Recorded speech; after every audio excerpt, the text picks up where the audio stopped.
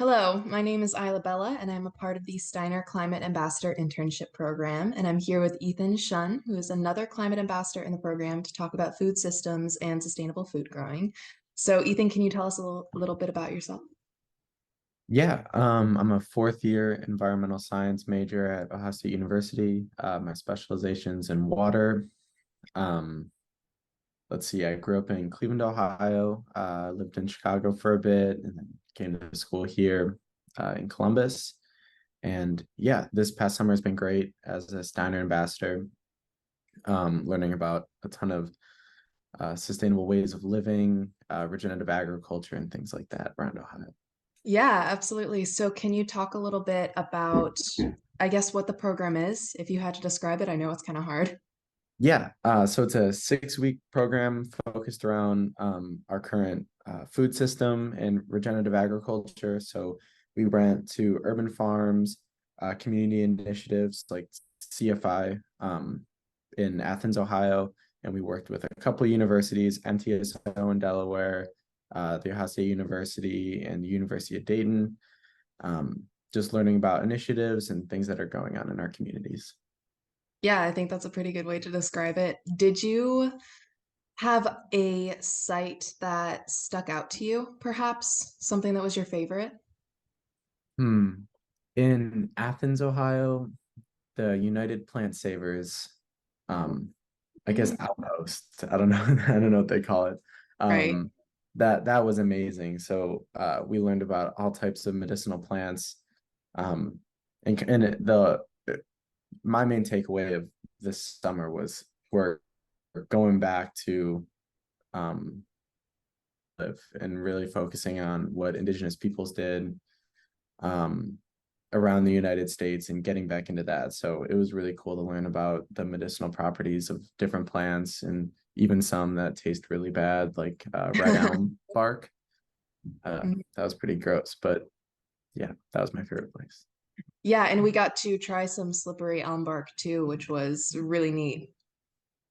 Yeah. Yeah, so that was a really fun site. I think that's a good favorite. So what Mm. about conceptually? What do you feel like you've taken away from like the past 6 weeks going all over Central Ohio? Um, a lot of different things, but I think the main thing is you don't really know what's always going on in your community. So there's so much stuff going on, but nothing's really you don't really know until you see it or like you're exposed to it, which is really cool. So that kind of helped me be a little bit more optimistic about where we're going. And there's a ton of great people doing a lot of great things. Right. So you were seeing more like resources and opportunities and initiatives in communities than you originally thought existed. Yeah, Yeah, yeah. that was very much my experience too, and it does give you a little bit of an optimistic feeling, doesn't it? Mhm. Yep. So, how did you get into this field altogether, and what made you want to sign up for this program? Well, the environment and outside and nature has always been a huge part of my life growing up. My family is very focused on outdoor recreational activity. My great grandmother has a little cottage in Geneva, Ohio. So I spent summers um, going to the lake and stuff. And Oh, yeah, so that's my life was very much focused outdoors. So when I came to Ohio State, it was either it's going to go to computer science, music, or the environmental route, and I chose the environmental route. Um, and then for the internship, I applied for like 30 different things. I didn't get anything. And then I saw that post, the flyer for it was like regenerative agriculture, and I was like, yes, I'm gonna do that. And then yep, that's how I got there. well, that's perfect. And your interview, how can you tell me about how it went? What questions did they ask? What did you say? Yeah, the interview was kind of it was overwhelming. I did not expect it to be a panel interview. It was like five people. But it was really interesting because it was like no other interview I've had. Um, basically, like there were some like traditional questions like how would you solve conflict and stuff. But it turned out to be kind of deep, and they wanted to know like about me, like as a person. So I talked a Mm, lot about like healing and community, and like how these big, like almost existential crisis, like in the United States or like around the world, like the human condition, like it's not something that we can just like solve. So yeah, it got pretty deep. yeah, and that concept about it being something that we can just like solve is really fascinating to me because I think when I was younger, before I was fully in the environmental sphere, I had this sense of like, okay, all these problems exist, but one day they'll be solved and then I can relax. And Yeah. now I'm realizing there's a lot about being an activist that is essentially like learning how to live and be peaceful and take action in a world that is always going to be turbulent. And I mean, that's something humans have Mhm. experienced in history, right? There never has been a time that we've just like, okay, all the problems are solved. So there is a big element of environmentalism, which is just thinking about the human condition and Mhm. how to, I guess, lead a good life in these conditions. Yeah. Um, Yeah. that's really neat though, and something that really fascinated me about the Steiner interview process. I was talking with Diane from Sunny Glen Gardens, and Sunny Glen Gardens, for anyone who isn't familiar with it, is a garden in the Linden community of Columbus, Ohio, which is doing a lot of great work with hyper local pollinator gardens and food forests, essentially like working to build community around all of these concepts. And Diane was telling me about how the interview itself wasn't going to be an original part of considering the candidates for the program, but she recommended it because I mean it's so hard to tell who people are based on how they show up on a resume or a piece of paper, and it presents a lot of concerns when you're thinking about equity. Like if someone Yeah. has a really impressive resume, then I mean, of course, there's a lot that they did to make that happen, but chances are they also had a lot of opportunities that were available to them. Mhm. So, apparently, the interview process ended up delaying the choosing of the program participants for a few days, but Yeah. I'm certainly glad it happened because, like you were saying, they got to know us as people. Yeah. Yeah. I think interviewing goes a long way, or meeting somebody even like over Zoom. Like that's Yeah, everything. absolutely. So you mentioned at OSU that you chose the environmental route, but you also still do music, right? Yeah. Yeah. Gotcha. I still, yeah, all my free time and well, my life is very much dedicated to both like music and environmental stuff. So it's Mhm. like two lives. But Yeah. yeah. So I'm really curious, do those things stay separate or do you feel like they start like meshing into each other a little bit? Well, it's interesting because industries are the music industry is like very much taking advantage of like it's very much how you think of like this stereotype of the music industry. Like people get taken advantage of, like sometimes you have to hunt down for money and it's like long nights. Like sometimes I go to bed at like 3 or 4 a.m. and I'm getting like fast food from McDonald's and stuff. So sometimes it's at odds with my own values, but it's still something that I like love to do. Mm. So it's interesting trying to like do like at like 3 a.m. I get back, I'll have like a bowl of yogurt or something. Like trying not to, just get fast food all the time or be drinking all the time. And that the modes of consumption, like every weekend, it's like consume, consume.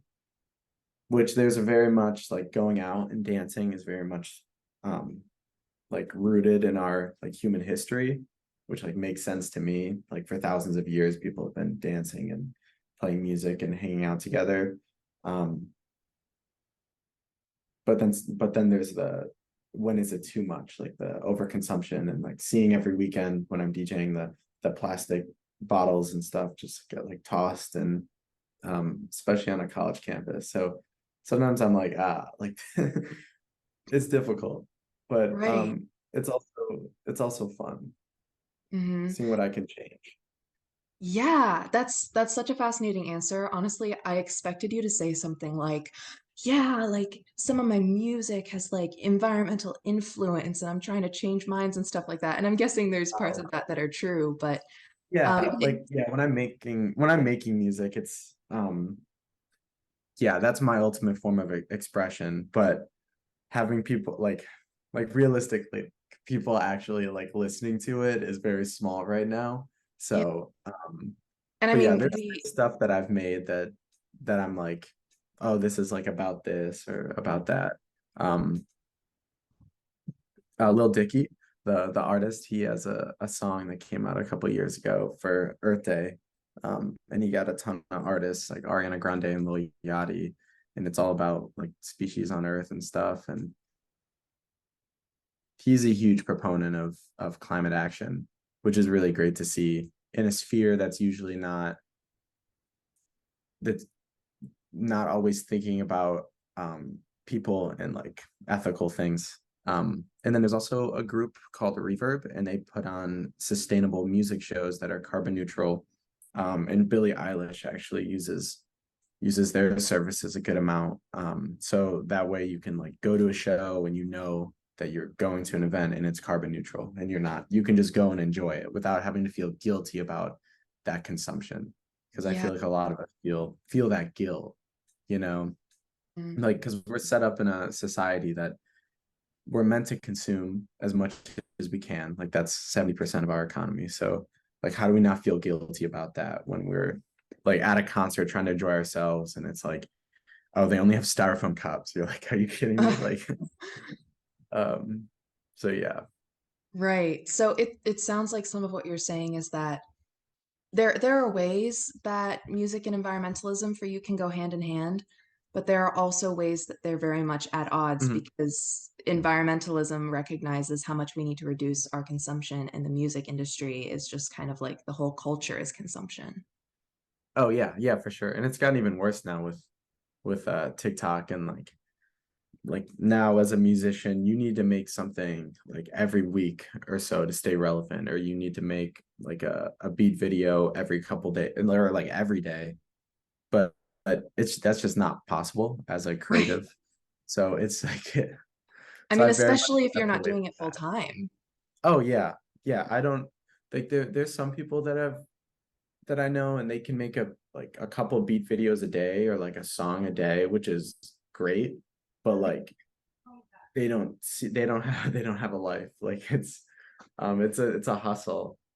Um but yeah, it's interesting because the narrative right now is like that's the only way is if you make something that starts trending on TikTok and then you get a record deal for like $100,000 thing, and then they see like after a year if you're worth it or not, and then they'll dump you. So 9 out of 10 times, like the people on TikTok that have like that song that blows up, they get that a record deal and stuff. It's sad too because I have some friends that's happened to, and then they just get dumped. Like Wow.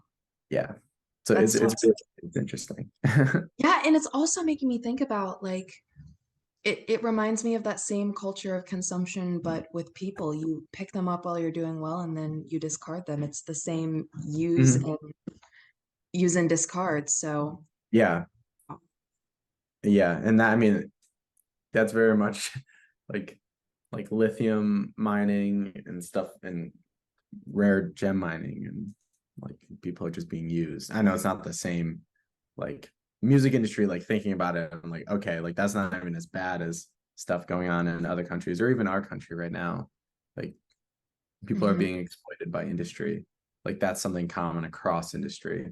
So like coal miners in West Virginia, they're being told like there's more coal to mine in these communities that are there just to mine coal, but there's no coal anymore. And then the whole world is trying to like switch to a renewable and sustainable energy model, but it's just Mhm. not happening. So it's almost like, what do we do with these communities? And we were just in Dayton too. That was another community that was built on factories and blue collar workers. And what do you do? What happens to mid-sized cities and communities where industry is like not there? Mm. And Yeah, 100%. So I have a question for you that you can't possibly answer, but I still want to see what you say. Um, how can we change the consumptive nature of the music industry and begin to refocus more on the art itself? I kind of wrote an article about this in Voyage magazine, which is like a local Ohio Oh wow. um magazine, but or online publication.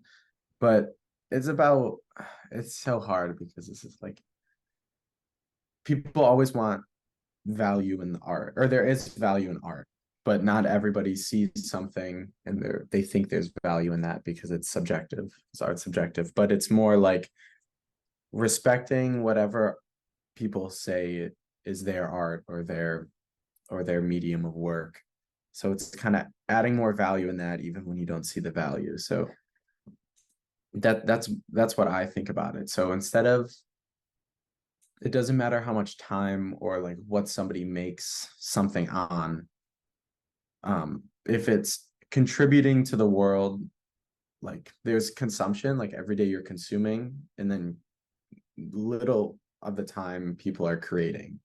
So it's more thinking about if you are creating and adding that value to the world, it should have more value than like society just says it does, or it's like, oh, they just made it on a 2011 Mac. Like that doesn't mean anything. It wasn't made in a major studio or something like that. So kind of just adding value to things that we don't usually value. Right. So how can I guess the general population of music consumers, how can we help with this process? Like supporting small artists, listening to Mhm.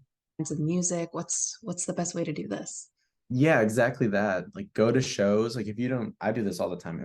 I'll see like a pop-up band or something, it's like $5 tickets. Like I'll go to their show. Or if it's an artist you don't know and your friend invites you to it, just go. Like just go and support. I mean, there's a ton of different, there's like Patreon, which is great. People do like $3 a month and they'll like you can talk to them about like the creative process. And then there's also Bandcamp. So instead of if you really love a song and they're a smaller artist, if you really love the song, go buy the song for like $1. Like that's huge. That goes a long way. Um, so anything like that. And also just like, yeah, local's great. So we always say like buying local shows are kind of the best thing. Actually, the best thing is merch, except it gets expensive sometimes, especially if it's a sustainably sourced material. It could be upwards of like $50 or $60. But if you really love that person, or if it's like your friend that's a musician, buy their stuff. Yeah. Yeah, and I'm also curious, do you feel like there's something to perhaps grounding more in music rather than using it as a method of escapism? Because I mean, I think a lot of the consumption around music is also like the buying of alcohol and like drinking and stuff like that. That's like consumption that's not the music itself, but is usually closely related. What do you think about how that plays into everything? Wait, say that again. That kind of confused me. I'm sorry. No, no problem at all. I Okay. think I said like five different things. Okay. So I'm curious about consumption that Mhm. isn't directly the music itself.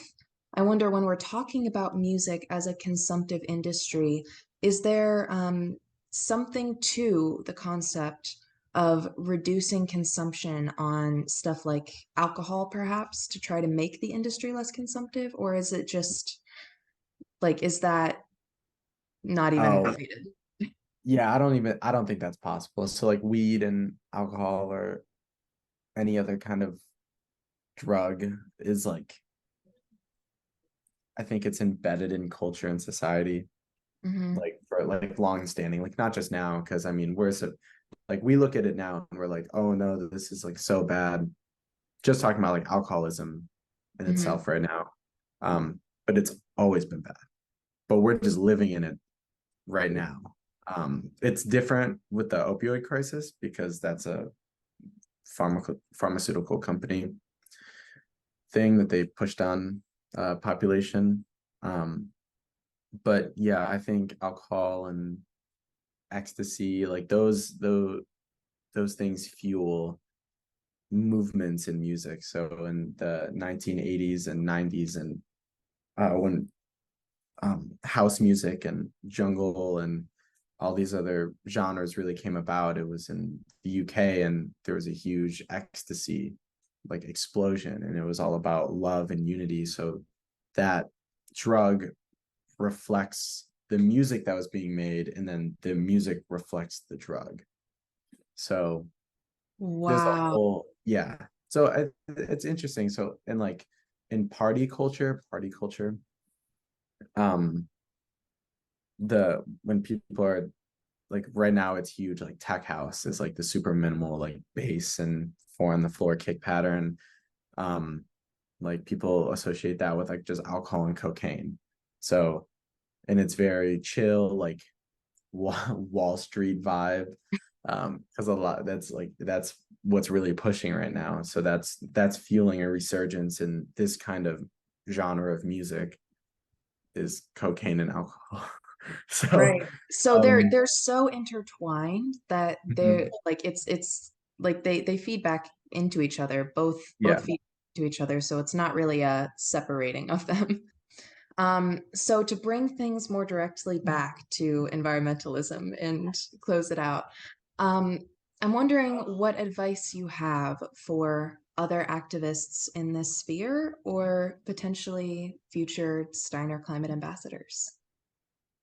Yeah, I'd say just keep learning. It's a learning is a lifelong process. Um, and that's something you just kind of have to accept. You're like, okay, I'm not gonna know everything, but if you want to learn every day, even though school sucks, and well, not school in itself, but like doing homework and all these random things we have to do constantly, and we're bombarded with emails, suck. But when you find that like little bit of something cool or you want to dive deeper into, like that's what it's about.